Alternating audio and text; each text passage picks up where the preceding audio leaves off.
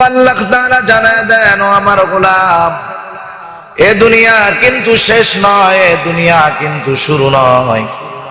এই দুনিয়া আসার আগে কত বছর রূহের জগতে আমরা ছিলাম আল্লাহ তাআলাই এটা ভালো জানে। এরপরে আল্লাহ তাআলা আমাদেরকে দুনিয়ায় পাঠাইলেন। দুনিয়ায় 60 বছর, 70 বছর, 80 বছর, সর্বোচ্চ কেউ 90 বছর, অল্প কয়েকজন মানুষ হয়তো 100 বছর দুনিয়ায় থাকবে।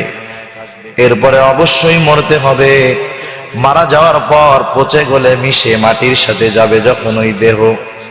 এর দ্বারা এটা নয় যে চূড়ান্ত ভাবে তুমি শেষ হয়ে গেলা, ধ্বংস হয়ে গেলা, এমনটা নয়।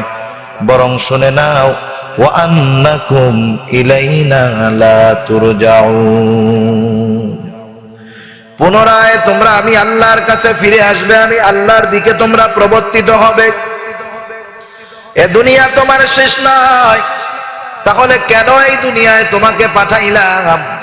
আল্লাহ রাব্বুল আলামিন জানায় দেন, ও আমার বান্দা, ওয়া মা খালাকতুল জিন্না ওয়াল ইনসা ইল্লা লিয়াবুদুন।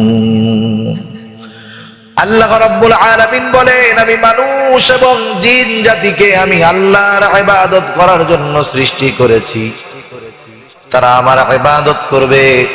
সবাই যদি ইবাদত করে, সব মানুষের, সব জিনের ইবাদত আল্লাহর কাছে কবুল হবে না।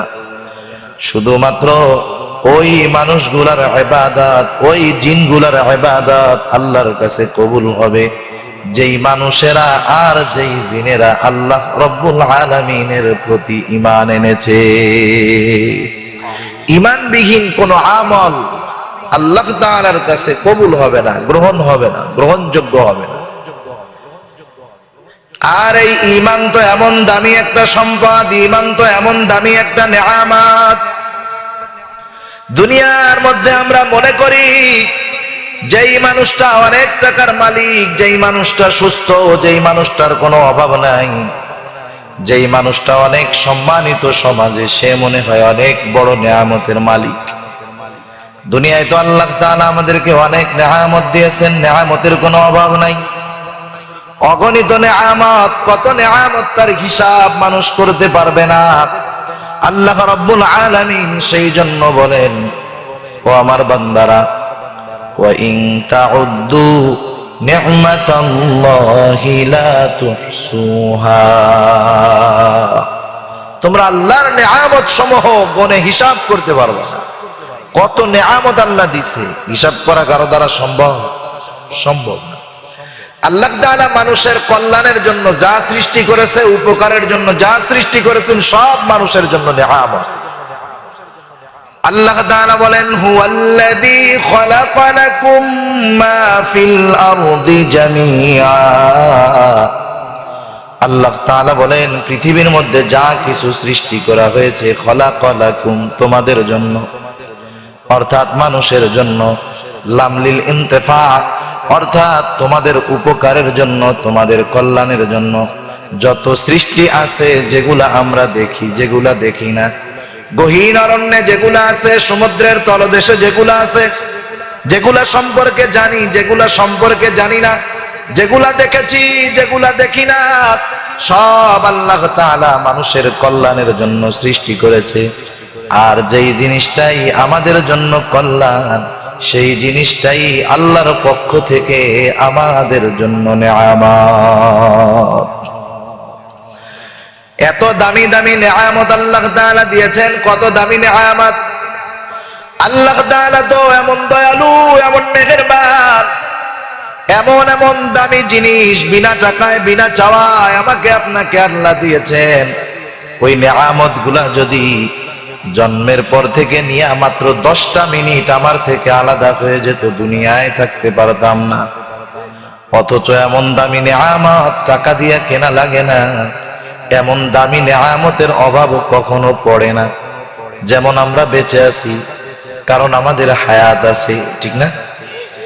একটা মানুষ যখন মায়ের পেটের মধ্যে তাকে রূহ দেওয়া হয় আল্লাহর পক্ষ থেকে, আল্লাহ প্রাণ দেন, ওই দিন জানায় দেওয়া হয় এই লোকটা দুনিয়ায় কতদিন বাঁচবে। এই লোকটার রিজিকের পরিমাণ, এই লোকটার হায়াত এক্সপায়ার ডেট লাগায় দেওয়া হয়, এই কয়দিন সে দুনিয়ায় থাকবে। ওই সময় আসার আগে সে যত অসুস্থ হোক মরবে না, ওই সময় আসার পরে যত সুস্থ হোক এই দুনিয়ায় সে কিন্তু থাকতে পারবে না। নির্ধারিত সময় আছে না সবার জন্য, কিন্তু আমাদের জানা নাই। ওই পর্যন্ত আল্লাহ বাঁচাইয়াই রাখবে, সুস্থ হোক আর অসুস্থ হোক, হসপিটালে থাক আর একেবারে সুঠাম দেহিওয়ালা হোক, আল্লাহ তাআলা ওই পর্যন্ত বাঁচায় রাখবেন। কিন্তু দুনিয়ায় বেঁচে থাকার কিছু মাধ্যম, প্রসেস আল্লাহ তাআলা নির্ধারণ করে দিয়েছেন। যেমন মানুষকে যদি বেঁচে থাকতে হয়, মানুষের অক্সিজেনের দরকার আছে না নাই? এমন কেউ লোক আছে নাকি? না হুজুর, আমাদের বিশ্বম্বরপুর এলাকায় এমন লোক আছে ওর জিন্দেগিতে অক্সিজেনের দরকার হয় নাই, আসেনি দুই একজন। সারা দুনিয়ার মধ্যে এমন একটা লোক পাওয়া যাবে না অক্সিজেন ছাড়া বেঁচে আছে। অক্সিজেন যেটা আমরা প্রতিনিয়ত গ্রহণ করি, নাক দিয়া টানি, নাক বন্ধ থাকলে গাল দিয়া টানি। শ্বাস যেটা গ্রহণ করি সেটা হলো বিশুদ্ধ বাতাস, অক্সিজেন। যেটা ছেড়ে দেই সেটা হলো কার্বন ডাই অক্সাইড, এটা হলো বিষাক্ত বাতাস। মাত্র 5-7 মিনিট কোন মানুষ যদি শ্বাস নিতে না পারে অথবা ছাড়তে না পারে, বলেন তো ওই লোকটা কি আর বেঁচে থাকবে নাকি? চিকিৎসা বিজ্ঞান বলে মাত্র 5 মিনিট দুনিয়ায় আর থাকতে পারবে না যদি অক্সিজেন নিতে না পারে, কার্বন ডাই অক্সাইড ছাড়তে না পারে। অথচ দেখেন এমন দামি একটা নেয়ামত, যেই নেয়ামত কেনার জন্য টাকার প্রয়োজন হয় না, যেই নেয়ামত পাওয়ার জন্য লড়াই করতে হয় না, আল্লাহ তাআলা এমন দামি নেয়ামত অক্সিজেন সচরাচর সব জায়গায়, সবখানে, সব সময় আমাদের জন্য কত সহজ করে দিলেন। অথচ এই নেয়ামতটা যদি মাত্র 5 মিনিট আমাদের থেকে আলাদা হয়ে যায়, এই দুনিয়া হয়ে যাবে আমার জন্য বিদায়, আমার নাম হয়ে যাবে লাশ। ঠিক না? চিন্তা করলে অনেক কিছু, চিন্তা না করলে কোনো কিছুই না। এটা যদি আমি চিন্তা করি যে আসলেও তো বাস্তবতা কেমন, অক্সিজেন না থাকলেই শেষ, এমন দামি নিয়ামত আল্লাহ দিয়ে রাখছে বিনা টাকায়। টাকা দিয়া কেনা লাগে? কেনা লাগে না। এমনও না যে এর নিয়ন্ত্রণ দুনিয়ার কোন ক্ষমতাধরের হাতে দেওয়া আছে। যদি সরকারি দলের হাতে অক্সিজেনের নিয়ন্ত্রণ থাকতো, বিএনপি মইরা সব আগেই শেষ হয়ে যেত। ঠিক কিনা বলেন? এর নিয়ন্ত্রণ আল্লাহ কারো হাতে দেন নাই। আবার এত সহজলভ্য, সব জায়গায় পাওয়া যায়, বাথরুমেও পাওয়া যায়, ঘুমাইলেও পাওয়া যায়, দাদার বাড়ি, শ্বশুর বাড়ি, বাজারে, সব জায়গায় পাওয়া যায় না। দামি নাম সহজ করে দিচ্ছেন, এই জন্য দাম বুঝি না। এটা তো দামি একটা নেয়ামত, কিন্তু মানুষ হিসাবে এটা সবচাইতে দামি নেয়ামত নয়। মানুষ হিসাবে আল্লাহর পক্ষ থেকে সবচাইতে দামি নেয়ামত, সবচাইতে দামি নেয়ামত যেটা, সেটার নাম হলো ঈমান। সবচাইতে দামি নেয়ামতের নাম কি? আওয়াজ দিয়া বলেন, আরো জোরে বলেন, দামি নেয়ামতের নাম কি? কেন ঈমান দামি নেয়ামত? একটা মানুষের যদি সম্পদ না থাকে, সম্পদ না থাকার কারণে সে জাহান্নামে যাবে না, সম্পদ থাকার কারণে সে জান্নাতে যাবে না। একটা মানুষ যদি সুস্থ থাকে, সুস্থতার কারণে সে জান্নাতে যাবে না, অসুস্থ থাকলে সে জাহান্নামে যাবে না। কিন্তু জান্নাত এবং জাহান্নামে যাওয়া নির্ভর করবে যেই সম্পদের নাম, সেটার নাম হলো ঈমান। ঈমান যদি না থাকে, দুনিয়ায় সব আছে, ঈমান নাই, জান্নাতে যাওয়া যাবে? সফল হওয়া যাবে? সফলতা কিসের মধ্যে? আমরা মনে করি সফলতা টাকা পয়সা, ব্যবসা বাণিজ্য, প্রভাব প্রতিপত্তি, সুনাম খ্যাতি, এগুলোর মধ্যে মনে হয় সফলতা। না না, আল্লাহ রাব্বুল আলামিন বলেন, ফামান যুহজিহা আনিন নার ওয়া উদখিলাল জান্নাতা ফাকাদ ফাজ। আল্লাহ তাআলা বলেন যে আগুন থেকে বাঁচলো তথা জাহান্নাম থেকে বাঁচলো, জান্নাতে গেল, সে হলো সফল। আর জান্নাতে যাওয়ার জন্য ঈমানের দরকার। ঈমান ছাড়া কোন মানুষ জান্নাতে যাওয়া তো বহুত দূরের কথা, জান্নাতের ঘ্রাণ পর্যন্ত শুঁকতে পারবে না। নেয়ামতটা কেমন দামি, কত মূল্যবান। বাজারের মধ্যে আমরা যখন কিছু কিনতে যাই, ওজনের মাধ্যমে বস্তুর দাম বের করা যায়।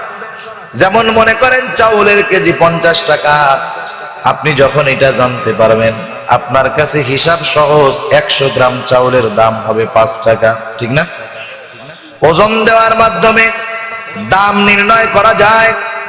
অনুরূপভাবে রাসূলুল্লাহ সাল্লাল্লাহু আলাইহি ওয়াসাল্লাম কেমন ঈমান, কতটুকু ঈমানের কেমন দাম নবীজি আমাদেরকে জানায় দিয়েছেন। রাসূলুল্লাহ সাল্লাল্লাহু আলাইহি ওয়াসাল্লাম বলেন, কারো অন্তরের মধ্যে যদি জবের দানা পরিমাণ কল্যাণ থাকে, অর্থাৎ ঈমান থাকে, এই লোকটা যদি এই ঈমান সহ দুনিয়া থেকে বিদায় নিতে পারে, কিয়ামতের দিন হয়তো সে পাপের কারণে জাহান্নামী হবে, হয়তো নামাজ পড়ে নাই, রোজা রাখে নাই, হজ করে নাই, যাকাত দেয় নাই, পাপের কারণে হয়তো সে জাহান্নামী হবে, কিন্তু তার কাছে তো জবের দানা পরিমাণ ঈমান আছে। নবীজি আমার জানায় দেন, এই লোকটা যদি তার পাপের কারণে জাহান্নামী হয়, আল্লাহ তাআলার কাছে ওই জবের দানা পরিমাণ ঈমানের এমন দাম, আল্লাহ তাআলা ওই জবের দানা পরিমাণ ঈমানের কারণে একটা সময় তাকে জাহান্নাম থেকে জান্নাতের মালিক বানায়া দিবে।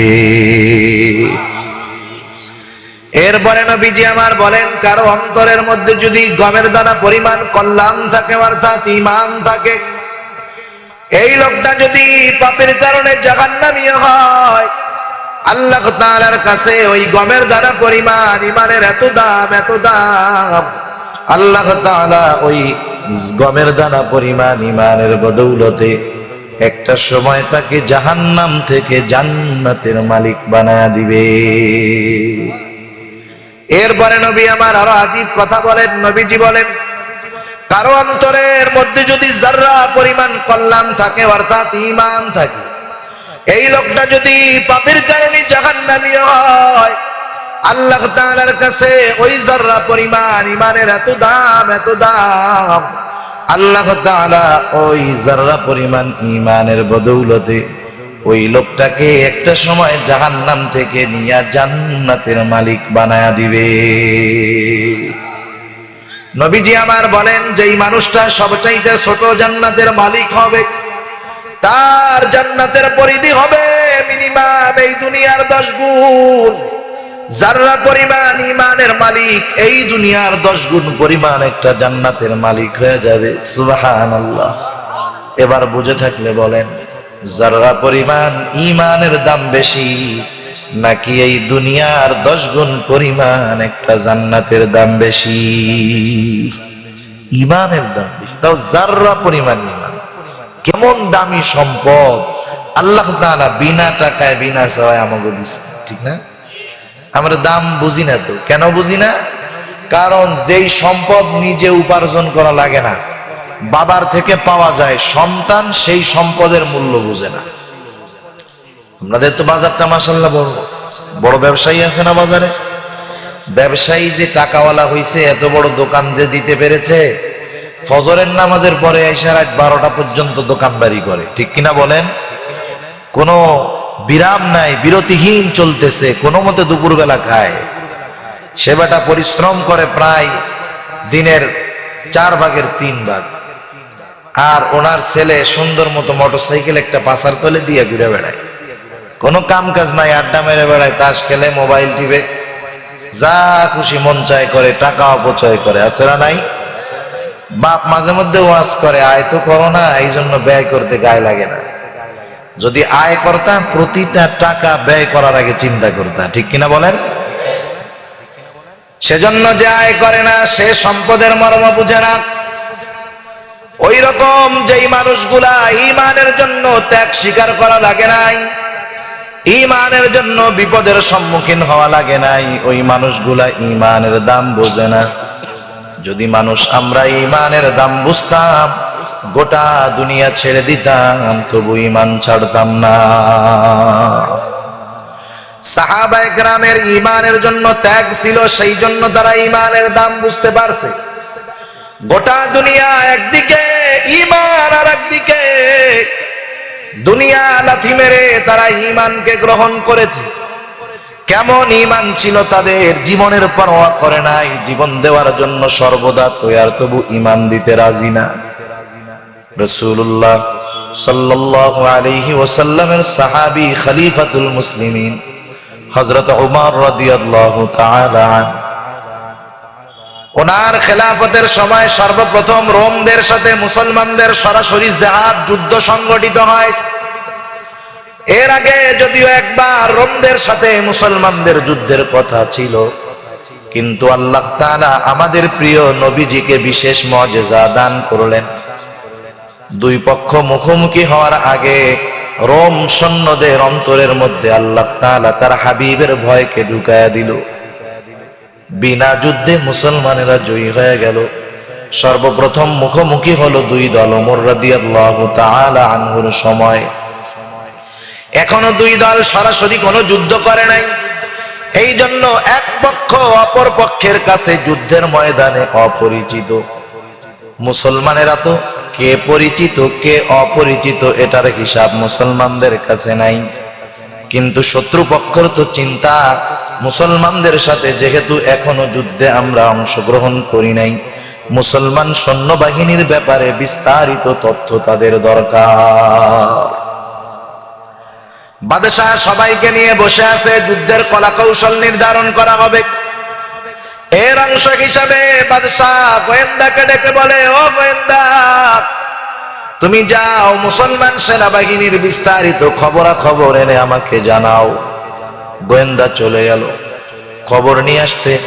বাদশাহ জিজ্ঞাসা করে, ওদের সৈন্য সংখ্যা কত? গোয়েন্দা বলে, বাদশাহ চিন্তা কইরেন না, মুসলমানদের সৈন্য সংখ্যা আমাদের 3 ভাগের 1 ভাগও হবে না, বরং সৈন্য সংখ্যার দিক দিয়ে আমরা মুসলমানদের 3 গুণের চাইতেও বেশি। বাদশাহ একটু খুশি হয়ে গেলেন, কারণ ওদের চিন্তা তো সৈন্য বেশি যার জয় হবে তার, ঠিক না? ওদের চিন্তা এটা না, ওরা চিন্তা করে ওইটা। বাদশাহ এবার জিজ্ঞাসা করে, ওদের অস্ত্র শস্ত্র কেমন? অনেক সময় লোকবল কম কিন্তু অস্ত্রের বল বেশি থাকে। 10 জন মানুষের কাছে যদি 10টা লাঠি থাকে, আর একজনের কাছে যদি একটা পিস্তল থাকে, শক্তি কার বেশি? একজনের বেশি। 10 জনের সমান, দ্বারের কাছেও আসবে না। বাদশাহ এবার চিন্তা করে, যদিও সংখ্যায় কম, অস্ত্রের অবস্থা কি জানার দরকার। বলে, ও গোয়েন্দা, মুসলমানদের অস্ত্র কেমন? গোয়েন্দা বলে, বাদশাহ নামদার, অস্ত্রের দিক দিয়েও আমরা অনেক এগিয়ে, আমাদের তো আধুনিক অস্ত্র। বাদশাহ এবার বলে, ও গোয়েন্দা, তাহলে চতুর্দিকে মুসলমানদের জয়ের খবর শুনি, কারণটা কি? আধুনিক অস্ত্র নাই, লোকবল অনেক নাই, কিন্তু তাদের কাছে বড় বড় শক্তি কেন পরাজিত হয়ে যায়? গোয়েন্দা বলে, বাদশাহ, কারণ মুসলমানেরা যুদ্ধের ময়দানে আসে, তারা যুদ্ধের ময়দানে প্রাণপণে লড়াই করে, মৃত্যুর ভয় করে না, এই জন্যই হয়তো তাদের জয়। কি বলো, ভয় টয় পায় না? বলে না, ওরা মরার পরোয়া করে না, বরং মরার জন্য যুদ্ধের ময়দানে আসে। কেন মরার জন্য আসে? বলে, বাদশাহ, তারা যদি শত্রুর সাথে জিহাদ করে শাহাদাত নসিব হয়ে যায়, শত্রুর অস্ত্রের আঘাতে যদি মারা যায়, শাহাদাত নসিব হয়ে যায়, আর যদি শাহাদাত নসিব হয়ে যায়, ওই মানুষগুলার ঠিকানা হলো বিনা হিসাবে আল্লাহর জান্নাত। এই মানুষগুলা সেই জন্য মৃত্যুকে ভয় পায় না, মরণপণ লড়াই করে। বাদশাহ একটু অবাক, বলে, বলো কি? দুনিয়ার মানুষ তো বাঁচতে চায়, দুনিয়ার ভোগ বিলাস গ্রহণ করতে চায়, ওই মানুষগুলার অন্তরে কি পরিবার পরিজনের মায়া নাই? ওই মানুষগুলার অন্তরে কি দুনিয়ার মায়া নাই যে তারা মৃত্যুকে পছন্দ করে? বাদশাহ বলে, না, ওইগুলার পরোয়া তারা করে না। বাদশাহ বলে, কোন জিনিস তাদের অন্তর থেকে মৃত্যুর ভয় দূর করে দিল? কোন জিনিস তাদের অন্তর থেকে আত্মীয় স্বজনের মায়া মহব্বত দূর করে দিল? কোন জিনিসটা তাদের কাছে মৃত্যুকে প্রিয় বানায়া দিল? গোয়েন্দা বলে, বাদশাহ, যেই জিনিসটা তাদের অন্তর থেকে দুনিয়ার মহব্বত দূর করে দিয়েছে, যেই জিনিসটা তাদের অন্তর থেকে মৃত্যুর ভয় দূর করে দিয়েছে, যেই জিনিসটা তাদের অন্তর থেকে পরিবার পরিজনের মায়া দূর করে দিয়েছে, সেই জিনিসের নাম হলো ঈমান। ঈমান তাদের মধ্যে এই পরিবর্তন হয়েছে। বাদশাহ এবার সেনা প্রধানকে বলে, ও সেনাপতি, যুদ্ধের ফলাফল যা হয় হোক, তোমার উপরে দায়িত্ব হলো কিছু জীবিত মুসলমান সৈন্য আমার কাছে ধরে আনবা। আমি একটু দেখতে চাই মুসলমানদের ঈমান কেমন, ঈমানের পরীক্ষা নিতে চাই। কাফের, মুশরিক, ইহুদি, নাসারা, ইসলামের দুশমন মুসলমানদের ঈমানি পরীক্ষা নিতে চাইতেই পারে, ঠিক কিনা বলুন?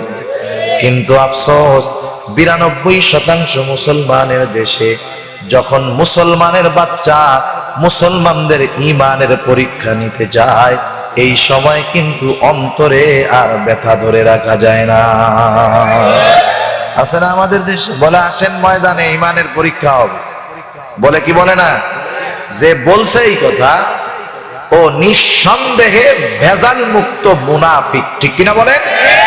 ওর নাম মুসলমান হতে পারে, ওর বাপ মুসলমান হতে পারে, মরলে জানাজা হতে পারে, যদি তাওবা না করে, ঈমান নবায়ন না করে, নিঃসন্দেহে ওটা বেঈমান। যুদ্ধ শুরু হয়ে গেল। ঘটনাক্রমে মুসলমানদের একটা দল কাফেরদের হাতে আটকা পড়ে গেল। বাদশাহর আদেশ, সেনা প্রধান পাঠায় দিল রাজধানীতে। বাদশাহর কাছে খবর দেওয়া হলো, বাদশাহ, মুসলমানদের একটা দল আমাদের হাতে আটক, আপনি আদেশ দিলেই হাজির করা হবে। বাদশাহ বলে, আগামী দিন সকালবেলায় দরবারে হাজির করবা। সকালবেলায় বাদশার দরবার, লোকে লোকারণ্য, আমাদের শত্রু পক্ষের বড় একটা দল ধরা পড়ছে, চল আমরা দেখতে যাই। বাদশাহ দরবার ওপেন করে দিল। বাদশাহ এবার বসে আছেন সিংহাসনের মধ্যে। বাদশাহ সিংহাসনে উপবেশন করে আছে, লোকে লোকারণ্য দরবার। বাদশাহ আদেশ করলো, যাও আটককৃত মুসলমান সৈন্যদেরকে আমার সামনে হাজির করো। বাদশাহর আদেশে তার সামনে হাজির করা হলো তাদের। সব মানুষগুলা অপেক্ষা করতেছে আর চিন্তা করতেছে, এই বুঝি বাদশাহ আদেশ দেয়, যাও ওদের সবাইকে একসাথে শুলিতে চড়ায় দাও। সবাই চিন্তা করতেছে হয়তো বাদশাহ আদেশ দিবে, যাও ওদের শিরচ্ছেদ করে দাও, কল্লা ফালায় দাও। কত বড় সাহস! রোমের বিরুদ্ধে যুদ্ধ করতে আসছে। তৎকালীন দুনিয়ার অন্যতম পরাশক্তি ছিল রোম আর পারস্য। পারস্য হলো বর্তমান ইরাক, আর রোম হলো ইটালির রাজধানী। যেই রোম, সেই রোম নামে একটা সূরা আল্লাহ তাআলা কোরআনে নাজিল করেছে। সুবহানাল্লাহ। রোম সম্রাট সিংহাসনে উপবেশন করে আছে, সামনে হাজির করা হলো আটককৃত সৈন্যদের। বাদশার মুখের মধ্যে কোনো রাগ নাই, সকলে অবাক, কি ব্যাপার? বাদশার দুশমন বাদশার সামনে, কিন্তু রাগের কোনো ভাব নাই। বাদশাহ সিংহাসনে বসে তাদের দিকে তাকায়া অবাক হয়ে গেল, হায় রে, এই কি সেই মানুষগুলা যেই মানুষগুলার ভয়ে গোটা দুনিয়ার বড় বড় শক্তির অন্তরে কম্পন সৃষ্টি হয়ে যায়, কিন্তু এদের চেহারা, এদের পোশাক দেখে বোঝা যায় না এই মানুষগুলা সেই মানুষ। চেহারা দেখে মনে হয় না যে তারা এমন বড় বীর বাহাদুর। বাদশাহ এবার তাদেরকে জিজ্ঞাসা করতেছে, এই তোমাদের আমিরকে, তোমাদের নেতাকে? বাদশাহর আদেশ, বাদশাহ জিজ্ঞাসা করে, তোমাদের আমিরকে, তোমাদের নেতাকে? উপস্থিত সবার মধ্য থেকে যুবক একজন দাঁড়ায় গেছে, বলে, আমি হলাম এই দলের আমির। কি নাম তোমার? যুবক বলে, আমার নাম হলো আব্দুল্লাহ ইবনে হুযাফা। আব্দুল্লাহ ইবনে হুযাফার বয়স কত হবে? 20 বছর। 20 বছর বয়সে একটা দলের আমির, একটা দলের সেনাপতি যুদ্ধ করতে আসছে তৎকালীন দুনিয়ার আমেরিকার বিরুদ্ধে, তৎকালীন দুনিয়ার পরাশক্তির বিরুদ্ধে। 20 বছরের যুবক। আর আজকে তো আমাদের দেশে 20 বছরের যুবক তাদের মা বাবার কাছে কেমন জানি নাবালক, ঠিক না? নাবালক বাচ্চা, রিভার্ব দিয়ে আওয়াজটা ছেড়ে দেন, কেমন জানি নাবালক। 17 বছর বয়স, 18 বছর বয়সের আগে বিয়ে করলে জেল কাটতে হবে, ঠিক কিনা বলেন? কিন্তু মাত্র 17 বছর বয়স মুহাম্মদ বিন কাসিম রহমাতুল্লাহি আলাইহি সুদূর আরব থেকে সিন্ধু বিজয় করেছে। আরবেরা মুহাম্মদ বিন কাসিমের নেতৃত্বে রাজা দাহিরকে পরাজিত করে উপমহাদেশে ইসলামের পতাকা উড্ডয়ন করেছে। 17 বছর বয়সে আমাদের দেশের ছেলে যুদ্ধের ময়দানে যাওয়া তো বহুত দূরের কথা, বিবাহই করতে পারে না। কি অবস্থা আমাদের, চিন্তা করছেন নি? আব্দুল্লাহ ইবনে হুযাফার দিকে তাকায়া বাদশা বলে, আব্দুল্লাহ এদিকে আসো, আমার পাশে এসে বসো। দরবারের সবাই অবাক হয়ে যায়, বাদশা কি করে? বাদশার দুশমনকে বাদশা হাসি মুখে ডেকে তার পাশে বসায়। কারণটা কি? কারণ রোম সম্রাটের পাশে তো সবাই বসতে পারে না, রোম সম্রাটের পাশে যে বসতে পারে সে ধন্য হয়ে যায়। বাদশার পাশে আব্দুল্লাহ ইবনে হুযাফা এসে বসলো। বাদশা এবার মুস্কি হাসি দিয়া জিজ্ঞাসা করে, ও আব্দুল্লাহ, এই চেয়ারে সবাই বসতে পারে না, কিন্তু অনেকের বসতে মন চায়। এই চেয়ারে শুধু সেই বসতে পারে আমি বাদশাহ যাকে ভালোবাসতে চাই। ও আব্দুল্লাহ, তুমি যদিও আমার হাতে বন্দী, কিন্তু তোমাকে দেখার পর আমার তো তোমাকে ভালোবাসতে মন চায় আব্দুল্লাহ, কিন্তু তোমার আমার এই সম্পর্কের মধ্যে একটা জিনিস বাধা হয়ে দাঁড়ায় গেছে। ও আব্দুল্লাহ, আমি রোম সম্রাট, আমি হলাম খ্রিস্টান, খ্রিস্ট ধর্মের অনুসারী। এই জন্য আমি তাকেই ভালোবাসবো যে হবে খ্রিস্টান। ও আব্দুল্লাহ, তুমি তো মুসলমান, এখন যদি আমার ভালোবাসা তোমাকে পেতে হয়, আমার পছন্দের পাত্র যদি তোমাকে হতে হয়, তোমাকে মুসলমানিত্ব ত্যাগ করে খ্রিস্টান হতে হবে। ও আব্দুল্লাহ, খ্রিস্টান হলে তোমার একটা লাভ নয়, অনেক লাভ। 1 নাম্বার, তুমি যদি খ্রিস্টান হও আমার ভালোবাসা পাইবা। ও আব্দুল্লাহ, আমি যাকে ভালোবাসি সে তো আর জেলখানায় থাকতে পারে না, আমি তোমাকে তাহলে আমার জেলখানা থেকে মুক্তি দিয়ে দিব আব্দুল্লাহ। 3 নাম্বার, তোমার সম্মানার্থে আমার জেলখানার ভিতরে যত মুসলমান কয়েদি আছে সবগুলাকে মুক্তি দিয়ে দিব। 4 নাম্বার, আমার ঘরে সুন্দরী ষোড়শী যুবতী একটা কন্যা আছে, এই মেয়েটাকে আমি তোমার সাথে বিবাহ দিয়ে দিব। ও আব্দুল্লাহ, বিবাহের দিন উপহার হিসাবে আমার এই বিশাল রোম সাম্রাজ্যের অর্ধেক আমি তোমার নামে লিখে দিব। ও আব্দুল্লাহ, আমার মৃত্যুর পর বাকি অর্ধেকের মালিক তুমি হয়ে যাইবা, তুমি হবা এই বিশাল রোম সাম্রাজ্যের একচ্ছত্র অধিপতি। রোম সাম্রাজ্য বর্তমান ভারতীয় উপমহাদেশের চাইতে বড়। ভারত, পাকিস্তান, বাংলাদেশ মিলে যত বড়, রোম সাম্রাজ্য তার চাইতেও বড় ছিল। সুবহানাল্লাহ। এত বড় বিশাল রাজ্যের বাদশা হয়ে যাবে, বিনিময়ে কি দিবে? ঈমান দিবে, ঈমান। ওরা ঈমানের দাম বুঝে বিধায় গোটা দুনিয়ার ইসলাম বিদ্বেষীরা আমাদের ঈমান ধ্বংস করার জন্য লক্ষ কোটি কোটি ডলার ব্যয় করে, ঠিক কিনা বলেন? গোটা বাংলাদেশে এনজিওদের তৎপরতা দেখেন, সেবার নামে বড় বড় হাসপাতাল দেখেন, আর ফ্রি ফ্রি ট্যাবলেট খান। এই ট্যাবলেট রোগ সারানোর ট্যাবলেট না, ঈমান ধ্বংস করার ট্যাবলেট, ঠিক কিনা বলেন? কিন্তু বাঙালির অভ্যাস হইলো ফাউ পাইলে আলকাতরাও খায়। যখন ফাউ পায় আসলটার বেলা ঠিক থাকে না, আছে না নাই? মুরব্বীরা গল্প শোনায় আর কি। এখন তো মোড়ে মোড়ে দোকান, আগে গঞ্জে হাট মিলতো সপ্তাহে একদিন। যে হাট মিস করছে তার 1 সপ্তাহ টানাটানি লেগে যেত। বেটা হাটে যাইতেছে, যাওয়ার সময় আগেই স্ত্রী বইলা দিছে যে তেল টেল কিন্তু আইনেন, তেল নাই, তেল না আনলে রান্না বন্ধ।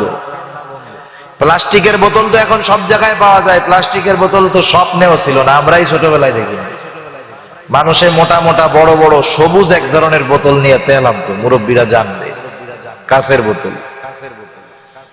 মুরব্বী বাজারে যাওয়ার সময় ব্যাগের মধ্যে তেলের বোতল নিতে মনে নাই, বাজারে যায় দেই তেল সামনে আসতে মনে পড়ছে, হায় রে স্ত্রী তো তেল নিতে বলছে, তেল না নিলে তো রান্না হবে না। বোতল তো পাওয়া যায় না বাজারে, কি করবে? লোকটা কিনছে একটা ঢাকনা। কি কিনছে? ভাত রান্নার সময় পাতিলাকে ঢাকে, দেখছেন না? ঢাকনা আছে না, মাটির এক ঢাকনা কিনছে, চিন্তা করেছে ঢাকনার মধ্যে কইরাই তেল নিয়ে যাবো, এরকম যা হবে হবে। তেলের দোকানদারের কাছে গিয়ে বলে, এই বেটা তেল দাও।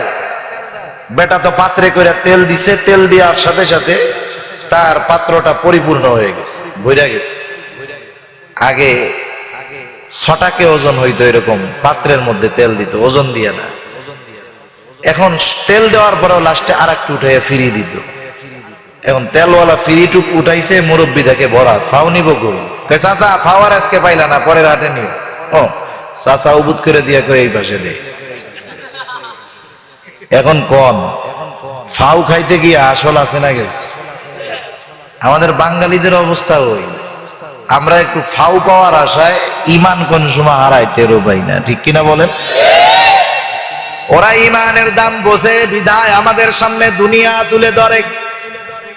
বাংলাদেশে আছে খ্রিস্টান মিশনারি, হাজার হাজার লক্ষ লক্ষ মানুষ খ্রিস্ট ধর্ম গ্রহণ করতেছে। তাদের তথ্য অনুযায়ী কি সুযোগ সুবিধা, কাউকে বাড়ি বানায় দেয়, কাউকে বিদেশে নিয়ে যায়, বড় চাকরি দিয়ে দেয়। তার মানে ওরা গ্রহণ করে দুনিয়া, বিনিময় দিয়ে দেয় ঈমান। কারণ তারা ঈমানের দাম বুঝতে পারে না, ঈমানের দাম বুঝে না। আব্দুল্লাহ ইবনে হুযাফা বাদশার কথা শুনতেছে।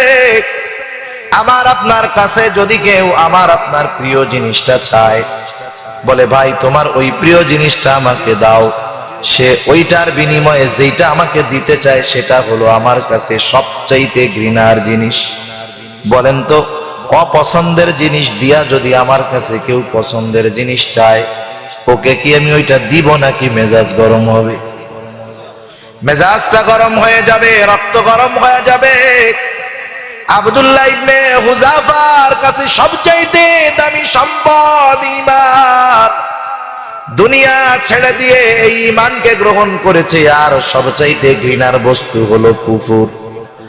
বাদশা সেই কুফরি গ্রহণ করে দুনিয়ার বিনিময়ে ঈমানকে বিক্রয় করতে বলে। আব্দুল্লাহ ইবনে হুযাফার রক্ত গরম হয়ে গেছে, লোমকূপ দিয়া ঘাম বের হওয়া শুরু হয়ে গেছে, শরীরের পশম গুলা খাড়া হয়ে গেছে। আব্দুল্লাহ ইবনে হুযাফার চোখগুলার আগে রক্তবর্ণ হয়ে গেছে। বাদশার কথা শেষ, বসে থাকা আব্দুল্লাহ সাথে সাথে দাঁড়ায় গেছে। কারণ মানুষ যখন রেগে যায়, শোয়া থাকলে দাঁড়ায় যায়, ঠিক না? এর বিপরীত হয়নি। শীতের দিন একজনের রাগ হয়েছে, বাজারে দৌড় দিয়া বাড়ি চলে গেছে। বউরে বলতেছে যে রাগ উঠছে আমার, একটু কম্বল দে, কম্বলের তলে ঘুমায় থাকবো। এরকম কেউ করে? রাগ উঠলে মিয়া যার এক ঠ্যাং নাই, ও এক ঠ্যাং দিয়া লাফায়। ঠ্যাং একখান নাই, ওই হুশ নাই, কয় লাথি মেরে ফালায় দেব রাগের ঠেলায়, ঠিক না? রাগ উঠলে অবস্থা এরকম হয়ে যায়। আব্দুল্লাহ ইবনে হুযাফা বসা থেকে দাঁড়ায় গেছে, বাদশার দিকে ফিরে রক্ত চক্ষুতে বাদশার দিকে তাকায় গেছে। উঁচু আওয়াজে, ঈমানি আওয়াজে জবান খুলে বলতেছে, এই রোমের কুকুর, তুই কি দুনিয়ার বিনিময়ে আমার ঈমান কিনতে চাস? তুই শুনে রাখ, এ তো তোর সামান্য রোম সাম্রাজ্য। তুই যদি আমাকে গোটা দুনিয়ার বাদশাহ বানায় দেস, আমি আব্দুল্লাহ আমার ঈমান তোর কাছে বিক্রয় করব না। সারা দরবারের মানুষ চুপ, কারণ রোমের মানুষ কোনোদিন দেখে নাই যে তাদের সম্রাটের সামনে উঁচু গলায় কেউ কথা বলতে পারে। রোমের মানুষ কোনোদিন দেখে নাই যে তাদের বাদশার সামনে কেউ কোনোদিন রক্ত চক্ষুতে তাকিয়ে ধমক দিতে পারে। কারণ বাদশার সামনে বাদশার উঁচু গলায় কথা বলা মানে তার কল্লা আউট। আর বাদশার হাতে বন্দী, কোনো ভয় নাই, এমন ধমক দিয়েছে বাদশাকে, পুরো দরবার নিস্তব্ধ, কোনো আওয়াজ নাই। বাদশাহ রাগে ক্ষোভে অন্দরমহলে চলে গেল। ভেতর থেকে ফরমান পাঠায় দিয়েছে, আব্দুল্লাহর কত বড় সাহস, আমার প্রস্তাব প্রত্যাখ্যান করে আমাকে ধমক দেয়, ঈমানের পাওয়ার দেখায়। ওর ওই ঈমানের শক্তির সর্বশেষ আমি দেখে ছাড়বো। যা ওকে জেলখানায় আটকায় রাখবি, খাবারও দিবি না, ওর ঈমানের শক্তি কতক্ষণ থাকে দেখা হবে। বাদশাহর আদেশ, আব্দুল্লাহ ইবনে হুযাফাকে জেলখানায় আটকায় রাখা হলো। ডাক্তারকে বলে দেওয়া হলো, ও ডাক্তার, খোঁজ খবর রাখবি, যখন দেখবি খানা পানি না খাইতে খাইতে অবস্থা খারাপ, তখন আমার কাছে এসে খোঁজ জানাবি। 1 সপ্তাহ হয়ে গেছে, খাবারও নাই, পানিও নাই। যুবক আব্দুল্লাহ জেলখানার মধ্যে শুয়ে আছে, বোঝা যায় না বেঁচে আছে নাকি মারা গেছে। ডাক্তার দরজা খুলে ভেতরে ঢুইকা দেখে অবস্থা বড় খারাপ। দৌড় দিয়ে চলে গেছে বাদশাহর কাছে, গিয়ে বলে, ও বাদশাহ, আব্দুল্লাহর অবস্থা কিন্তু ভালো না, খানা পানি যদি না দেওয়া হয় যে কোনো মুহূর্তে আব্দুল্লাহ দুনিয়া থেকে চলে যেতে পারে। বাদশাহ আদেশ করলো, যাও ওর জন্য খাবার এবং পানি নিয়ে যাও।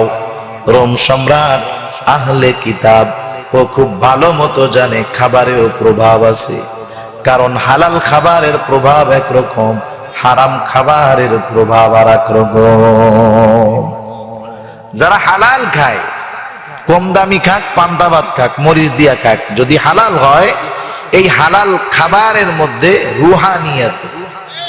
ইমানদার যদি হালাল খাবার খায়, তার মধ্যে ইমানের তারাক্কি, ইমানের নূর বেশি বেশি চমকায়, আমলের স্পৃহা পয়দা হয়, গুনার থেকে বাঁচার শক্তি আসে। আর যদি হারাম খাওয়ার অভ্যাস হয়, ওর ইমান দুর্বল হয়, আমলের প্রতি স্পৃহা কমে, গুনার প্রতি আগ্রহ জাগে। ঠিক কিনা বলেন? আব্দুল্লাহ ইবনে হুযাফাকে বলা, আব্দুল্লাহ ইবনে হুযাফার জন্য পাঠানো হলো শুয়ারের গোশত আর মদ মেশানো পানি। ডাক্তার নিয়ে হাজির, বলে, ও আব্দুল্লাহ, তোমার জন্য খানা পানি আনা হয়েছে, তুমি যদি এখন খানা পানি না খাও অবস্থা খারাপ হয়ে যাবে। কিন্তু আব্দুল্লাহ, তোমার জন্য যেই খাবার হলো শুয়ারের গোশত আর পানি হলো মদ মেশানো পানি। আব্দুল্লাহ ইবনে হুযাফা যদিও খাবারের কারণে দৈহিকভাবে দুর্বল, কিন্তু আব্দুল্লাহ ইবনে হুযাফা ঈমানের দিক দিয়ে দুর্বল নয়। দৈহিক শক্তি এক জিনিস, আর ঈমানের শক্তি আর এক জিনিস, ঠিক না? স্বাভাবিক দুনিয়ার মধ্যে শক্তি এক জিনিস, সাহস আর এক জিনিস। শক্তি থাকলেই সাহসী হয় না, সব সাহসী শক্তিশালীও হয় না। কথা বুঝেন নাই? একজনের শক্তি আছে মনে করেন, সাহস নাই, দুইজনে মারামারি লাগছে, একজনের হাতে লাঠি একটা, আর একজনের শক্তি কম কিন্তু সাহস নাই, সাহস আছে। এখন যার সাহস নাই, ও লাঠি নিয়ে বাড়ি মারতে পারবে না, ও খালি বলবে দিব দিব, একবারে সামনে আসলে কিন্তু দিব দিব। ও দিব দিব করতে করতে ওই চ্যাংড়া সাহসী আইসা লাঠি কাইড়ে ওরেই দেওয়া শুরু করবে। ঠিক কিনা বলেন? সেজন্য সাহস এক জিনিস, শক্তি আর এক জিনিস। দৈহিক শক্তি এক জিনিস, ইমানি শক্তি এক জিনিস। ইমানের শক্তি হলো, ইমানের উপরে যত কঠিন পরীক্ষা আসে, যদি অবিচল থাকা যায়, ইমানের পাওয়ার দিনকে দিন বাড়তে থাকে, বরং কমে না। কারণ যদি কোনো স্বর্ণ চায়, সে দামি হবে, সে সুন্দর হবে, খাঁটি হবে, তাহলে ওই স্বর্ণকে বেশি আগুনে পুড়তে হয়, বেশি বাড়ি খেতে হয়। কারণ স্বর্ণ যত আগুনে পোড়ানো হয়, স্বর্ণ তত খাঁটি হয়। স্বর্ণ যত পেটানো হয়, অলংকার তত সুন্দর হয়। ইমানের উপরে যত আঘাত আসে, অবিচল থাকা গেলে ইমান তত মজবুত হয়। যদিও আব্দুল্লাহ দৈহিক দিক দিয়ে দুর্বল, কিন্তু ইমানের দিক দিয়ে সবল। ডাক্তারের কথা আব্দুল্লাহর কানের মধ্যে গেছে। আব্দুল্লাহ ডাক্তারের কথা শুনে বলে, ডাক্তার, আমি আব্দুল্লাহর জীবন চলে যায় যাক, তবু আমি হারাম খাবার আমার ঠোঁটের সাথে লাগাবো না, এগুলা সরায় ফেলো। বাদশার কাছে চলে গেল ডাক্তার, যায় বলে, ও বাদশাহ, কেমন মানুষ বুঝতে পারলাম না, এতটা দুর্বল হয়ে গেছে, দাঁড়াতে পারে না, কথা বলতে পারে না, কিন্তু যখন শুনলো শুয়োরের গোশত আর মদ মেশানো পানি, বলে জীবন চলে যাবে তবু হারাম খাবে না। বাদশাহ বলে, ওর চূড়ান্ত পরীক্ষা নিতে হবে। আদেশ করলেন, আগামী দিন সকাল বেলায় বড় পাত্রে তেল গরম করবা। বাদশাহর আদেশে বড় পাত্রে তেল গরম করা শুরু হয়ে গেল। ফুটন্ত তেল টকবক করতেছে, বাদশাহ বসে আছে। আদেশ করলো, যাও আব্দুল্লাহ ইবনে হুযাফাকে হাজির করো। এত দুর্বল হয়ে গেছে আব্দুল্লাহ, একা আসার মতো শক্তি নাই, দুইজনের কাঁধে ভর করে বাদশার সামনে হাজির। বাদশাহ বলে, আব্দুল্লাহ দেখছো তেল গরম হয়, এখনো সুযোগ আছে, কথা মেনে নাও। যেই প্রতিশ্রুতি তোমাকে দেওয়া হয়েছে প্রতিশ্রুতি পূরণ করা হবে, আর যদি কথা মেনে না নাও তাহলে কিন্তু ওই আগুনের মধ্যে, ওই তেলের মধ্যে তোমাকে ফালায়া দেওয়া হবে। যত কঠোর হয় বাদশাহ, আব্দুল্লাহ ইবনে হুযাফার ঈমান তত শক্ত, ঠিক কিনা বলেন? আব্দুল্লাহ বলে, ও বাদশাহ মরার ভয় দেখায়ও না, আমার জীবন চলে যায় যাক, তবু আমি ঈমান দিব না। বাদশাহ এবার চিন্তা করলো আর একটু ভয় আব্দুল্লাহকে দেখানোর দরকার, কাজ হয় নাকি। আদেশ করলো, যাও জেলখানার থেকে একজন মুসলমান কয়েদি ধরে আনো। বাদশাহর আদেশে একজন মুসলমান কয়েদি ধরে আনা হলো। বাদশাহ ইশারা দিল, যাও ওকে তেলের মধ্যে ফালায় দাও। তেলের মধ্যে ফালায় দেওয়া হলো। মুহূর্তের ভিতরে হাড্ডি থেকে মাংসগুলা আলাদা হয়ে গেল, কিমা ভাজার মতো হয়ে গেল। শাহাদাতের অমীয় সুধা পান করলো। বাদশাহ বলে, আব্দুল্লাহ এখনো সময় আছে, কথা মেনে নাও, যদি আমার কথা না মানো তোমার অবস্থা ওরকমই হবে। বাদশাহ যত কঠোর, আব্দুল্লাহ ইবনে হুযাফার ঈমান তত মজবুত, ঠিক কিনা বলেন? আব্দুল্লাহ ইবনে হুযাফা বলে, ও বাদশাহ জীবন দিব তবু ঈমান দিব না। বাদশাহ রেগে গিয়া বলে, যা ওরে তেলের মধ্যে ফালায়া দে। ওই দুইজন ধরে ধরে আব্দুল্লাহ ইবনে হুযাফাকে তেলের দিকে নিয়ে যায়। এইবার আব্দুল্লাহর চোখ দিয়ে পানি পড়া শুরু হয়ে গেছে, আব্দুল্লাহ কান্না করা শুরু করে দিল। ওই দুইজন মনে করতেছে আব্দুল্লাহ মনে হয় মরার ভয়ে কাঁদে। এতদিন তো আব্দুল্লাহকে কান্না করতে দেখে নাই, আজকে কেন কাঁদে? মনে হয় মরার ভয় হয়। একজন দৌড় দিয়া বাদশাহর কাছে গিয়ে বলে, বাদশাহ আব্দুল্লাহ ইবনে হুযাফার চোখে পানি, আব্দুল্লাহ কান্না করতেছে, হয়তো মরার ভয়ে কাঁদে, জীবনের জন্য মায়া লাগতেছে, পরিবার পরিজনের কথা হয়তো মনে পড়তেছে। বাদশাহ এখন যদি আপনি তাকে পুনরায় প্রস্তাব দেন, হয়তো সে আপনার প্রস্তাব মেনে নিতে পারে। বাদশাহ ডাক দিলেন, ও আব্দুল্লাহ দাঁড়াও, কান্না করো কেন? মরার ভয় হয়, জীবনের জন্য মায়া হয়। আব্দুল্লাহ বলে, না বাদশাহ না না, মুসলমান কখনো মৃত্যুর ভয়ে কান্না করে না। কেন মুসলমান মরার ভয়ে কাঁদে না? কারণ যার ঈমানি দুর্বলতা আছে সে তো মৃত্যুকে ভয় পাবে, স্বাভাবিক।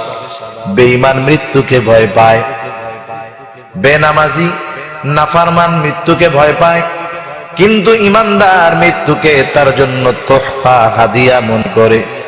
কারণ এই মৃত্যু হলো আল্লাহর সাথে মিলিত হওয়ার প্রথম মাধ্যম। সে তো খুব ভালো মতো জানে মৃত্যু হলো একটা পর্দা, এপারে দুনিয়া ওপারে আল্লাহর জান্নাত। আব্দুল্লাহ ইবনে হুযাফা, তাইলে তুমি কান্না করো কেন? কারণটা কি? মানুষ তো সব সময় দুঃখে কান্দে না, আনন্দেও কাঁদে না। অনেক সময় গরিবের ঘরের ছেলে অনেক মেহনত করে বিসিএস পাস করছে, সাংবাদিকরা আসছে তার ইন্টারভিউ নেওয়ার জন্য, মা বাবা ছেলে একসাথে বসা কুড়ে ঘরের মধ্যে ইন্টারভিউ নিতে আসছে সাংবাদিক। জীবনের অবস্থা বর্ণনা করতে গিয়ে বিসিএস পেয়েছে, এই আনন্দে ছেলেও কাঁদে, বাপও কাঁদে, মাও কাঁদে, ঠিক কিনা বলেন? এই কান্না কি দুঃখের কান্না নাকি? এ কান্না তো সফলতার কান্না। যেই সফলতার জন্য বছরের পর বছর প্রচেষ্টা করলাম, যেই তামান্না অন্তরে নিয়ে বেঁচে থাকলাম, মেহনত করলাম, আজকে সেই আশা পূরণ হইতেছে, আশা পূরণ হয়ে গেছে, এই আনন্দে কাঁদে, ঠিক কিনা বলেন? আব্দুল্লাহ ইবনে হুযাফা, তুমি কেন কান্না করো? আব্দুল্লাহ ইবনে হুযাফা বলে, ও বাদশাহ, আমার আল্লাহ আমাকে একটা মাত্র জীবন দিয়েছে, একটা মাত্র জীবন। এই একটা জীবন আমি আল্লাহর জন্য একবার কুরবান করতে পারবো।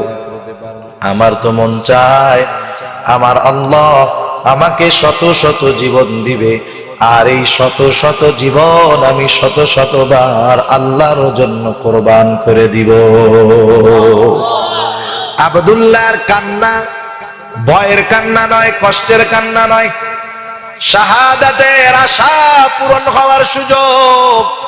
এই আনন্দে আব্দুল্লাহ কান্না করে, ঈমানের মৃত্যু হবে, শাহাদাতের মৃত্যু হবে, এর চাইতে উত্তম মৃত্যু আর কি হতে পারে? যারা ইমানদার, শাহাদাত যাদের নসিব হয়ে যায়, জান্নাতে যাওয়ার পরেও একটা আশা, দুনিয়ায় আসতে চায়, জিহাদ করতে চায়, আবার শহীদ হতে চায়। যে কথা বোঝানোর জন্য বললাম, দেখেন গোটা দুনিয়াকে লাথি মারছে, জীবনের পরোয়া করে নাই। ঈমানের দাম বুঝতে পেরেছে বিধায় দুনিয়া লাথি মেরেছে, জীবনের মায়া থাকে নাই, ঠিক কিনা বলে? সেই জন্য যেই মানুষগুলা ঈমানের দাম বুঝতে পারে, নিজের জীবনের পরোয়া করে না, ঈমানের জন্য যদি বাপ মা সন্তান সবাইকে ছাড়তে হয়, ঈমানদার তাদেরকে ছাড়তে, তাদের বিরুদ্ধে দাঁড়াতেও দ্বিধাবোধ করে না। রাসূলুল্লাহ সাল্লাল্লাহু আলাইহি ওয়াসাল্লাম যখন মক্কা থেকে মদিনায় হিজরত করে আসছেন, দ্বিতীয় বছরের মাথায় হলো বদরের জিহাদ। দ্বিতীয় হিজরি রোজা ফরজ হয়েছে, প্রচন্ড গরম। এই রোজার 17ই রমাদান বদরের জিহাদ সংগঠিত হয়। এর আগের বিস্তারিত বর্ণনা করার মতো সময় সুযোগ নাই, প্রেক্ষাপট বর্ণনার কোনো সময় সুযোগ নাই। সর্বশেষ অবস্থাটা ছিল এইরকম, মক্কার 1000 সশস্ত্র কুরাইশ কাফের বদরের ময়দানে অবস্থান নিয়া রাসূলুল্লাহ সাল্লাল্লাহু আলাইহি ওয়াসাল্লামের কাছে খবর পাঠায় দিল যে যাও, আমরা তোমাদের সাথে যুদ্ধ করার জন্য এসেছি, যুদ্ধ না করে আমরা বদরের ময়দান থেকে ফিরব না। আল্লাহ নবীর কাছে খবর নিয়ে আসছে একজন। চাটা একটু আছে নাকি? চাটা একটু দিন।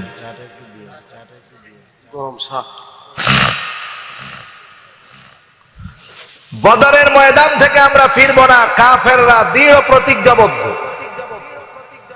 রাসূলুল্লাহ সাল্লাল্লাহু আলাইহি ওয়াসাল্লামের কাছে খবর পৌঁছাইল, ইয়া রাসূলুল্লাহ, বদরের ময়দানে কুরাইশ কাফেররা প্রস্তুত, তারা যুদ্ধের ময়দানে রয়েছে, যুদ্ধ না করে তারা ফিরবে না, তারা দৃঢ় প্রতিজ্ঞাবদ্ধ।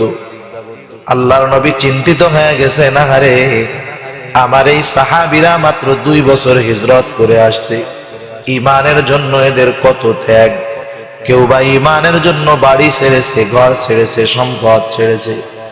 যেই মানুষটা মক্কায় কোটিপতি ছিল, আজকে মদিনায় হিজরত করে আসছে ঈমানের কারণে ফকির। যেই মানুষটার মক্কায় খাবারের অভাব ছিল না, আজকে মদিনায় ঈমানের কারণে হিজরত করে আসছে খাবারের অভাব। যেই মানুষটায় মক্কা কাপড়ের অভাব ছিল না, ঈমানের কারণে মক্কা থেকে মদিনায় হিজরত করছে, আজকে গায়ের কাপড় নাই। এখন যদি এই মানুষগুলাকে আবার বলি চলো কাফেরদের বিরুদ্ধে যুদ্ধ করতে হবে, না জানি এরা মূসা আলাইহিস সালামের উম্মতের মতো জিহাদ করতে অস্বীকার করে বসে। আল্লাহর নবী চিন্তিত আছেন, কারণ মূসা আলাইহিস সালামের উম্মত আল্লাহ তাআলার কত কুদরত দেখছে আর কত নেয়ামত খাইছে, এরপরেও যুদ্ধ করতে রাজি হয় নাই। আপনাদের কি সমস্যা হইতেছে? কষ্ট হইতেছে? এইভাবে কেন উঠতেছেন দল দইরা? নাকি এগুলো এক গ্রুপের লোক? এক গ্রুপের? তা যাই হোক, সাল্লাল্লাহু আলাইহি ওয়াসাল্লাম এই চিন্তা করতেছে যে আমার উম্মত, এরা ইসলামের জন্য কত ত্যাগ, এদেরকে যদি এখন বলি যুদ্ধে চলো, না জানি এরা বইলা বসে যে আমরা যুদ্ধ করতে পারবো না। কারণ যুদ্ধ করতে হবে কাদের বিরুদ্ধে? মুহাজিরেরা যুদ্ধ করবে, কেউ বা তার বাবার বিরুদ্ধে, কেউ সন্তানের বিরুদ্ধে, কেউ ভাইয়ের বিরুদ্ধে, ঠিক কিনা বলেন? দুনিয়ার মধ্যে আমরা দুনিয়ার জন্য দুশ্মন বানাতে পারি, কিন্তু ঈমানের জন্য দুশ্মন বানানো খুবই কষ্টকর। রাসূলুল্লাহ সাল্লাল্লাহু আলাইহি ওয়াসাল্লাম যখন তাদের সামনে প্রস্তাবনা পেশ করলেন, সাহাবাদের পক্ষ থেকে যেই জবাব, তার সারমর্ম হলো, ইয়া রাসূলুল্লাহ, আমরা ঈমানের জন্য দুনিয়া ছেড়েছি, সম্পদ ছেড়েছি, ঈমানের জন্য যদি জীবন দিতে হয় আমরা জীবন দিতেও তৈয়ার। রাসূলুল্লাহ সাল্লাল্লাহু আলাইহি ওয়াসাল্লাম সৈন্য বাছাই করা শুরু করে দিলেন। 313 জন নিয়ে রওনা হয়ে গেলেন বদরের ময়দানের দিকে। 313 জন, 313টা তলোয়ার নাই, 313টা যাওয়ার মতো বাহন নাই, প্রচন্ড গরম। এর মধ্যে কেউ বা পায়ে হেঁটে, যার সাওয়ারি আছে সাওয়ারিতে চড়ে মদিনা থেকে রওনা হয়ে গেলেন 70 মাইল দূর বদরের ময়দানের দিকে। বদরের ময়দানে পৌঁছায় গেল মুসলমান বাহিনী। কারো 2 হাতে 2টা খেজুরের ডাল, কারো 2 হাতে 2টা পাথর। যদিও এই মানুষগুলার কাছে আধুনিক অস্ত্র নাই, অস্ত্র ছিল না, কিন্তু এই মানুষগুলার কাছে ঈমান নামক কেমন অস্ত্র ছিল যা গোটা দুনিয়ার কারো কাছে ছিল না। এই ঈমানি শক্তি দিয়ে গোটা দুনিয়াকে পরাজিত করা সম্ভব ছিল। ওই 313 জনের মধ্যে একজনের নাম হলো আবু উবাইদা ইবনুল জাররাহ রাদিয়াল্লাহু তাআলা আন। আবু উবাইদা ইবনুল জাররাহ, তার নাম হলো আবু উবাইদা, বাবার নাম হলো জাররাহ। আবু উবাইদা যুদ্ধের ময়দানে গিয়ে দেখে তার বাবা জাররাহ কাফেরদের পক্ষে মুসলমানদের বিপক্ষে যুদ্ধ করার জন্য আসছে। আবু উবাইদা অনেকদিন পর বাবাকে দেখছে। বাবাকে দেখার পরে তার বাবার প্রতি একটু মহব্বত, ভালোবাসা জাগ্রত হয়ে গেছে। কারণ ইসলাম হলো সুন্দর। কারো মা বাবা যদি কাফের হয়, ইসলাম বলে ওই কাফের মা বাবার সাথে তুমি ভালো আচরণ করবা, সদাচরণ করবা, ভালো ব্যবহার তাদের সাথে করবা। তাদের খাদ্য, বস্ত্র, চিকিৎসা, বাসস্থান যা কিছু প্রয়োজন, মা বাবা কাফের হলেও এটা দিতে হবে। এটা ইসলামের শিক্ষা, ঠিক কিনা বলেন? মা বাবার সাথে ভালো আচরণ করতে হবে। নবীজির একাধিক হাদিস, মা বাবা যদি কাফের হয়, আল্লাহ রাব্বুল আলামিন কি বলেন? আল্লাহ বলেন, ওয়া ইন জাহাদাকা আলা আন তুশরিকা বি মা লাইসা লাকা বিহি ইলম ফালা তুতি'হুমা ওয়া সাহিবহুমা ফিদ দুনিয়া মা'রুফা। আল্লাহ রাব্বুল আলামিন বলেন, তোমার মা বাবা যদি তাদের অজ্ঞতার কারণে আমি আল্লাহর সাথে শিরিক করার জন্য জোর জবরদস্তি করে, তোমরা কি করবা? 1 নাম্বার, আল্লাহ বলেন ফালা তুতি'হুমা, তোমরা ওই মা বাবার আদেশের ওই আনুগত্য করবা না। কিন্তু শিরিক করার আদেশ করার কারণে তোমরা মা বাবার সাথে খারাপ আচরণ করবা না, খারাপ ব্যবহার করবা না, বরং কি করবা? আল্লাহ বলেন ওয়া সাহিবহুমা ফিদ দুনিয়া মা'রুফা, ওই মা বাবার সাথে তোমরা দুনিয়ার মধ্যে ভালো ব্যবহার করবা। সুবহানাল্লাহ। আপনাদের ঝামেলা হইতেছে আর আমার অসুবিধা হইতেছে। তো যাই হোক, অল্প সময়, আর 10-15 মিনিট। আবু উবাইদা ইবনুল জাররাহ বাপরে দেখা নিয়ত করছে দূরে দূরে সৈরা যুদ্ধ করবে। নিয়ত আমরা করতে পারি, নিয়ত পূরণ করার তৌফিক কে দেয়? আরো জোরে বলেন, কে দেয়? আল্লাহ তাআলা দেয়। আবু উবাইদা বাবার থেকে দূরে সরে সরে যুদ্ধ করা শুরু করলো। আবু উবাইদা চায় আজকে বাবার মুখোমুখি হবে না, আর আল্লাহ তাআলা চায় ও আবু উবাইদা আজকে তোমার বাবার মুখোমুখি বানায় দিব। হঠাৎ করে আবু উবাইদার বাবার মুখোমুখি হয়ে গেল। এইবার আবু উবাইদার উঁচু তরবারি নিচু হয়ে গেছে। আবু উবাইদা মুমিন, বাপ জাররাহ কাফের। কাফেরের অন্তরের অবস্থা আর মুমিনের অন্তরের অবস্থা কখনো এক হতে পারে না। কারণ কাফের অন্তরের মধ্যে থাকে অবিশ্বাস, কাফের অন্তরের মধ্যে হলো মিথ্যা, কাফের অন্তরের মধ্যে হলো অন্ধকার, আর মুমিনের অন্তরের ভিতরে হলো আলো, মুমিনের অন্তরের ভিতরে হলো সত্য, মুমিনের অন্তরের ভিতরে হলো বিশ্বাস। এইবার বাপজাররা চিন্তা করছে, যদিও আমার সন্তানরে দিয়ে বিশ্বাস নাই, এই চিন্তা কইরা জাররা বাবার উপর, জাররা তার সন্তানের উপরে তরবারি চালায়া দিল। আবু উবাইদার নিচু তরবারি এবার আর উঁচু নাই, নিচু তরবারি আর নিচু নাই, উঁচু হয়ে গেছে। আবু উবাইদা বাবার সাথে লড়াই শুরু করে দিয়েছে। বলেন তো, এই লড়াই দুনিয়ার জন্য লড়াই নাকি? এ লড়াই ইমানের লড়াই, এ লড়াই সত্য আর মিথ্যার লড়াই, এ লড়াই মুমিন আর কাফেরের লড়াই, এ লড়াই বাবা সন্তানের লড়াই নয়। শুরু হয়ে গেল লড়াই। আবু উবাইদার অন্তরের মধ্যে আল্লাহর মহব্বত, ইমানের মহব্বত জয়ী হয়ে গেল। যুদ্ধের একটা পর্যায়ে আবু উবাইদা নিজের হাতে নিজের বাবাকে দুনিয়া থেকে বিদায় করে দিল। দুনিয়ার মধ্যে আমরা দেখছি অনেকে দুনিয়ার স্বার্থে, কেউ নেশার টাকার জন্য, কেউ মোটর সাইকেলের জন্য বাবাকে হত্যা করছে। বাংলাদেশে একটা দুইটা নয়, খোঁজ নিলে শত শত ঘটনা পাওয়া যাবে, ঠিক কিনা বলেন? আমাদের সম্পর্ক গড়া এবং নষ্ট করা এটা দুনিয়ার সাথে সম্পৃক্ত। আমরা দুনিয়ার জন্য সম্পর্ক গড়ি, দুনিয়ার জন্য সম্পর্ক ছাড়ি। আর সাহাবায়ে কেরাম ঈমানের জন্য সম্পর্ক গড়তেন, ঈমানের জন্য সম্পর্ক ছাড়তেন। ঈমানের জন্য যদি বাবাকে দুশমন বানাতে হয় পরোয়া করতেন না, ঈমানের জন্য যদি শত্রুকে বন্ধু বানাতে হয় তাতেও তারা পিছপা হতো না।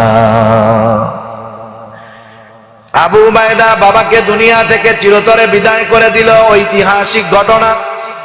আল্লাহ রাব্বুল আলামিন তাদের অবস্থার ব্যাপারে সাক্ষী দিয়ে আয়াত নাজিল করে জানায় দিলেন। আল্লাহ বলেন, লা তাজিদু কওমান ইউমিনুনা বিল্লাহি ওয়াল ইয়াউমিল আখির ইউআদ্দুনা মান হাদ্দাল্লাহা ওয়া রাসূলাহু ওয়ালাউ কানু আবাআহুম আও আবনাআহুম আও ইখওয়ানাহুম আও আশীরাতাহুম উলাইকা কাতাবা ফি কুলুবিহিমুল ঈমান। আল্লাহ তাআলা বলেন, যারা আল্লাহর প্রতি এবং আখিরাতের প্রতি ঈমান এনেছে এমন মানুষগুলোকে আপনি কখনো এমন অবস্থায় পাবেন না, ইউআদ্দুনা মান হাদ্দাল্লাহা ওয়া রাসূলাহু, যে এই মানুষগুলা তাদেরকে ভালোবাসে যারা আল্লাহ এবং তার রাসূলের সাথে বিদ্বেষ তথা শত্রুতা পোষণ করে। তার মানে যারা মুমিন তারা আল্লাহ এবং তার রাসূলের দুশমন, যারা তাদেরকে ভালোবাসে না। এখন আল্লাহ এবং তার রাসূলের দুশমন যদি ওয়ালাউ কানু আবাহুম, তাদের বাবা হয়, আও আবনাহুম, যদি তাদের সন্তান হয়, আও ইখওয়ানাহুম, যদি তাদের ভাইও হয়, আও আশীরাতাহুম, যদি তাদের বংশীয় কোনো লোকও হয়, ভাই ব্রাদার বন্ধু বান্ধব পাড়া প্রতিবেশী যে হয় হোক, যারা আল্লাহ এবং তার রাসূলের দুশমন, মুমিনরা তাদেরকে কখনোই ভালোবাসে না। প্রয়োজন ওই বাবার বিরুদ্ধে দাঁড়ায়, প্রয়োজন ওই নেতার বিরুদ্ধে দাঁড়ায়, প্রয়োজনে সন্তানকে দূরে ঠেলে দেয়, তবু আল্লাহ এবং তার রাসূলের দুশমনকে তারা ভালোবাসে না, ঠিক কিনা বলেন? সন্তান ত্যাগ করে, বাবা ত্যাগ করে, তবু ঈমান তারা ত্যাগ করে না। কারণ তাদের অন্তরের মধ্যে ঈমানকে সুসংগঠিত করে দেওয়া হয়েছে। তাদের কাছে সবচাইতে দামি সম্পদ ঈমান। ঈমানের জন্য গোটা দুনিয়া ছাড়ে, ঈমান ছাড়ে না, ঠিক কিনা বলেন? এই রকম ঈমান আমাদের আনতে হবে। আর আল্লাহ তাআলা ওই কথাই জানায় দেন, বান্দা ইন্নাল্লাযীনা আমানু ওয়া আমিলুস সালিহাত, আল্লাহ তাআলা বলেন নিশ্চয়ই যারা ঈমান আনে আর আমলে সালেহ করে, সবগুলাই আমল কিন্তু সব আমল কিন্তু আমলে সালেহ না। সব নামাজ আমল কিন্তু সব নামাজ আমলে সালেহ না। কিছু নামাজ আছে মানুষকে দেখানোর নামাজ, কিছু নামাজ আছে নির্বাচনের নামাজ, আছে না নাই? আমলে সালেহ হলো ওই আমল যেই আমলের মধ্যে দুইটা জিনিস পাওয়া যায়, একটা হলো আল্লাহর সন্তুষ্টি, দ্বিতীয়টা হলো রাসূলের তরিকা। এই দুইটা জিনিস যখন পাওয়া যায়, আমল যত ছোট হোক না কেন ওই আমলটা আমলে সালেহ হয়ে যায়। এই জন্য রাসূলুল্লাহ সাল্লাল্লাহু আলাইহি ওয়াসাল্লাম বলেন, আখলিস দীনাকা ইয়াকফিকাল আমালুল কলিল, তোমার ঈমান তত তোমার নিয়তকে পরিশুদ্ধ করো, ইখলাস পরিশুদ্ধ করো, অল্প আমল নাজাতের জন্য যথেষ্ট হয়ে যাবে। আর আল্লাহ তাআলা আমাদেরকে মেহমানদারির আহ্বান করে বলেন, নিশ্চয়ই যারা ঈমান আনে ও আমলে সালেহ করে তাদের জন্যই হলো জান্নাতুল ফেরদাউসের মেহমানদারি। আল্লাহ তাআলা হলেন মেজবান, আমাদেরকে মেহমান হওয়ার আহ্বান করতেছে। কে বলেন? দুইটা শর্ত, ঈমান সাথে নেক আমল। কেমন মেহমান আমরা আর কেমন মেজবান আল্লাহ। আল্লাহ রাব্বুল আলামিন হলেন চিরন্তন মেজবান, আর আমরা হব চিরন্তন মেহমান। কারণ দুনিয়ার মেহমান থাকে 3 দিন, এরপরে স্বাভাবিক বাড়ির সদস্যের মতো সদস্যরা যা খাবে মেহমানও 3 দিন পরে তাই খাবে। কিন্তু যেই মানুষগুলা জান্নাতুল ফেরদাউসে যাবে ওই মানুষগুলা 3 দিনের মেহমান নয়, অনন্তকালের মেহমান হয়ে যাবে। আল্লাহ রাব্বুল আলামিন বলেন খালিদিনা ফিহা লা ইয়াবগুনা আনহা হিওয়ালা। ওই জান্নাতের মধ্যে তো তারা চিরস্থায়ী হবে, জান্নাতের মেহমান চিরস্থায়ী ভাবে হবে। আর তাদের মনের মধ্যে কখনো এই চিন্তাও আসবে না যে জান্নাত থেকে বাহির হওয়া লাগতে পারে। বাহির তো হওয়া লাগবেই না, তবে কখনো এই চিন্তাও মনের মধ্যে আসবে না। আল্লাহ তাআলা এতটা চিন্তা মুক্ত করে দিবেন। আল্লাহ বলেন ওই রকম মেহমান যদি তোমরা হতে চাও, 1 নাম্বার শিরিক মুক্ত ঈমান আর আমলে সালেহ নিয়া, ইখলাস ওয়ালা আমল নিয়ে কবরে আসো, জান্নাতুল ফেরদাউসের মেহমান হয়ে যাইবা। আমরা সবাই জান্নাতুল ফেরদাউসের মেহমান হতে চাই না? তাইলে ঈমান পরিশুদ্ধ করতে হবে, আমল ছাড়া যাবে না। নামাজ ছাড়া যাবে? ছাড়া যাবে না। যত ব্যস্ততা থাক নামাজ পড়তে হবে, রোজার মাস আসতেছে রোজা রাখতে হবে, আমলগুলা ইখলাসের সাথে করতে হবে। অল্প যদিও হয় এর দাম থাকবে, ঠিক কিনা বলেন? আল্লাহ তাআলা আমাদের সবাইকে